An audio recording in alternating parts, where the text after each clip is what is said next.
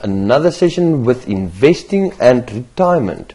Today we're going to talk about the 4 different types of investments. Now, there is different purposes for every investment out there. Now, it goes from the liquidest, which means your money is most tangible, to most frozen investment, which means that you have a term attached to it and agreement about the term, so you can't just get out. Okay, but there's all kind of other factors that goes on with this as well that I will explain to you. First, let's start with the open-ended investment. See an open-ended investment just as a savings account with your bank. You put money in there, you allocate a little bit of interest, and you can take out your money whenever you need so. Also, where you can use an open-ended investment fund is where you actually just want to park your money as a vehicle for a while, not to pay tax at that exact moment. All right. The open-ended investment fund usually works with unit trusts, so you buy shares of companies, usually in the top 40 of the most average company that is doing well. Okay. So it's shares that is allocated with a price. Okay, every share's price is going up or down, and that will show the growth on the investment. Secondly, endowment investment fund. Now this has got an allocated term on it. Usually, the shortest term is 5 years, then 10, and then 15. Not longer. In the old days, it was you could put the term on as long as you want, but I mean the advisors took advantage of that and they wrote long terms for bigger commission, and it fell away.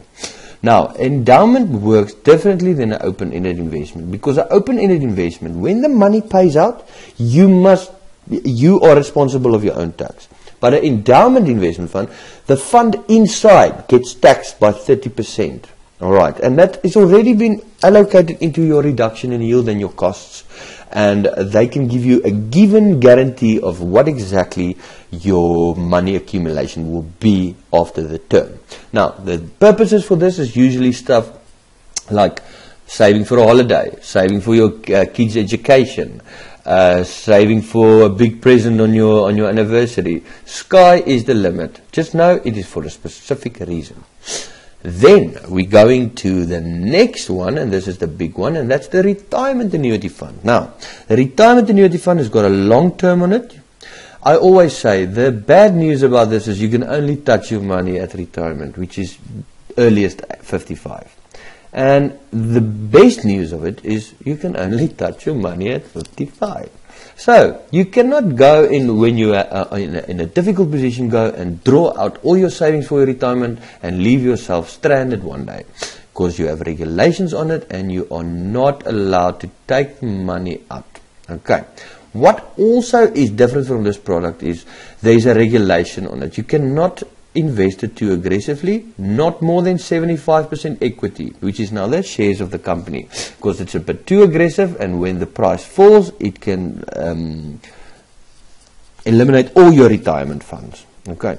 The other aspect of this is you can claim a percentage of your premium that you pay every year for the retirement annuity. You can claim back from tax. So, say for instance, you put $1,000 in a retirement annuity over the year, you can claim back $400 of that at the end of the year from tax, which means you invested $1,000 for the price of $600, and that is why it is so an excited product.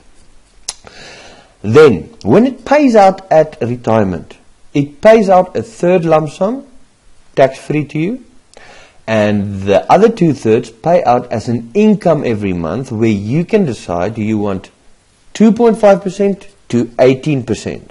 Remember, if you take more than, say, 7-8%, the chances for your investment to make more interest on the growth as of you eating out of the capital is very small. So I will advise you not to take more than 7% at the most. Then the last one, and this is a new fund, is the tax-free investments. Now, a lot of people understand it wrong, but I'm going to explain it to you. What they basically thought when they created this product was to build an investment that is supporting the retirement annuity. Because the retirement annuity, you only invest 15% of your income in that, because you can only claim 15% back from tax. But now it's not going to be enough in your retirement one day. So now you have this vehicle where you can put in $30,000 every year, okay, maximum, and you are allowed to invest $500,000 in your whole of life term, you know, the maximum limit you can put in. Now, think by yourself. The sooner you put the 30,000 in a year, the sooner it will accumulate interest. The sooner you put all 500,000 in your fund, the sooner you will have optimal growth. So the reason for this fund is extra savings on top of your retirement annuity, because it is very, very important. And that is my story about the investments. Just to quickly recall. First, open-ended investment, liquid savings account. Second, term-wise, specific purpose, wedding, holiday, whatever the case may be. Thirdly, savings for your retirement. It's got a regulation on, and you can claim it back from tax. It's tax deductible.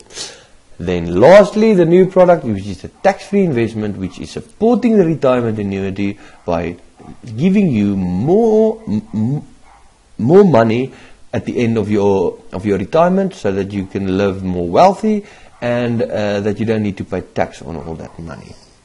Thank you very much for listening, and I'll see you guys next time. Thank you.